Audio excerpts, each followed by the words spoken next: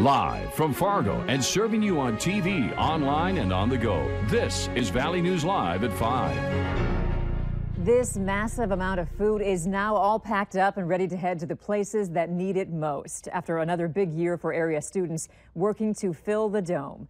Young people from nearly every school in the Fargo area have been busy collecting cans and boxes and bags of food for this annual Thanksgiving time event. The 11th annual event brought in more than 185,000 pounds of food and collected more than $40,000 in sponsorships to benefit those in need. And one agency that will be benefiting from the Fill the Dome fundraiser is the Dorothy Day House of Hospitality Food Pantry. They say 1 in 9 North Dakota residents struggle with not having enough food on a daily basis, and a significant number of those people are children. Valley News Team's Melanie Palmer has our story tonight about what the nonprofit organization is doing to ensure that everyone has enough to eat. As you're getting ready to enjoy some turkey this Thanksgiving, some people won't even have a chance to get a warm meal.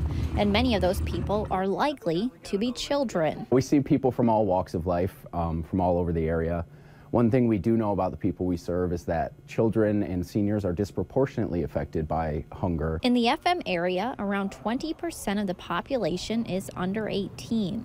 40% of that group needs some kind of assistance getting food. And the numbers are always changing. In October, we had 690 people, and the year before we had about 540, so that's an increase of about 150 households. But around the holidays is when food pantries really see a spike in needs. It's a busy time of year, and we definitely see an influx around the holiday season. Getting the food and distributing it takes a village. Volunteers spend countless hours gathering food, and workers at the pantry are dedicated to keeping the shelves stocked. And we get things like this, which is from the Great Plains Food Bank. So even though the holidays are a busy time, the need is always there. Hunger is not a one-month problem. It's very tangible during the holidays, but it's a 24/7, 365 problem throughout our entire country. Tino Gonzalez has worked with the organization for around 9 years. He has seen the needs change from season to season,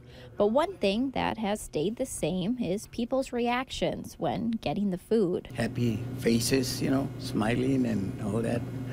That's what keeping me staying here. Local businesses are helping the cause. All of this, as you can see, is donated from local grocery stores. For example, John Deere has donated nearly 20,000 pounds of food in just the past 2 months. In Moorhead, Melanie Palmer, Valley News Live. The Dorothy Day Hospitality Home is always accepting volunteers, so if you're interested, you can find contact information on our website, valleynewslive.com. Needless to say, it's cold out there, but the good news is the wind has died down a bit. Still, a good idea to bundle up tonight if you're going to the Holiday Lights Parade, right, Robert? Yeah, definitely a cold one out there. Thankfully, those winds are subsiding. They'll become rather light overnight tonight and actually become southerly as we head towards tomorrow morning. Right now, temperatures mostly in the teens, 14 in Langdon, Valley City, and Jamestown, 20 in Fargo.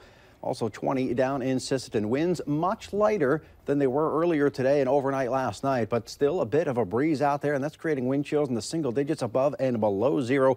As cold as -1 in Langdon and Valley City, 7 in Hallock, Roseau, Fargo, Fergus Falls, and in Gwinner. Just a few high clouds streaming through from time to time as we head through the overnight hours. Underneath what few clouds we have, no precipitation, none anticipated tonight. However, that may change as we head through the day tomorrow. Here in Fargo, as we head through the rest of the evening, temperatures slowly dropping on off. Those winds also dropping on off. It will be a chilly night tomorrow. Not quite as cold, not quite as windy, but we will have to deal with some wintry precipitation. We'll show you who has the best chance of that coming up in just a few minutes. All right, thanks, Robert. The Thanksgiving weekend is one of the busiest travel times of the year, so today the Minnesota Department of Transportation is reminding you to plan ahead by checking the road conditions before you start your trip. The 511 Traveler Information System website and phone app provides road and driving conditions. You can find a link to that website on valleynewslive.com. All you have to do is click on the hot button. You are looking at 286 pounds of marijuana that was found in West Fargo earlier today. The West Fargo Police Department, along with North Dakota Highway Patrol and the Stutsman County Sheriff's Office, were all involved in a traffic stop along I-94 at the 45th Street exit. During the search, K9 Disco gave officers a positive alert that gave them probable cause to search the vehicle. Inside was 286 pounds of marijuana, which has an estimated street value of over $1 million. 34-year-old Kimberly Norton of Askov, Minnesota, was arrested for possession of marijuana with intent to deliver. Developing tonight, police are still looking for two masked men who robbed a Grand Forks pizza place at gunpoint.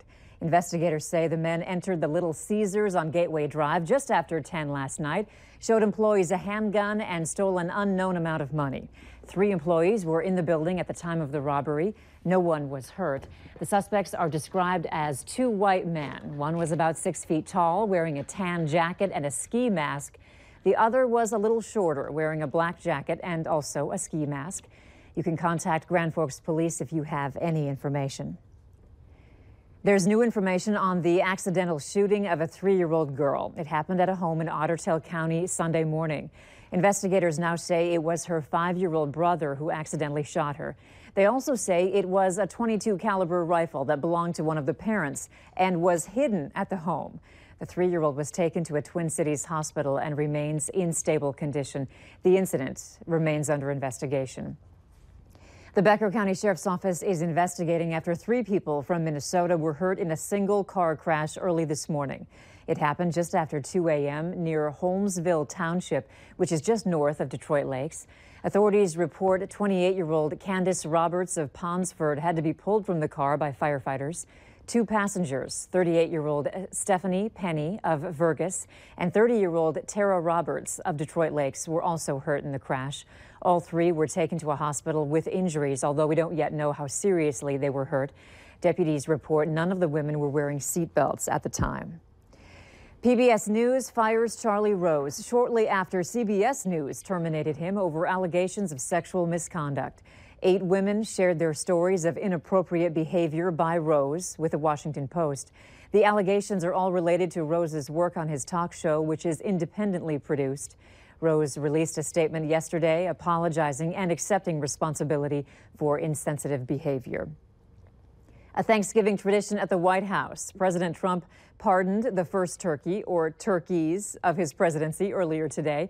Washington correspondent Kelly Meyer was there for the annual event. And gentlemen, the President of the United States. President Trump using his pardoning power. Today, in the spirit of Thanksgiving, I will grant a presidential pardon to a turkey. Wow. In his very first White House turkey pardon, President Trump spared a turkey named Drumstick from this year's Thanksgiving table. Drumstick, you are hereby pardoned. Drumstick and his sidekick Wishbone came from Carl Wittenberg's farm in Douglas County, Minnesota.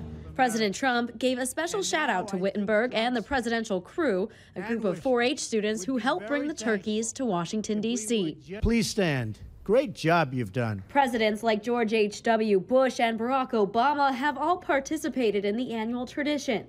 Despite Trump's disagreements with Obama, he decided to keep his pardons intact.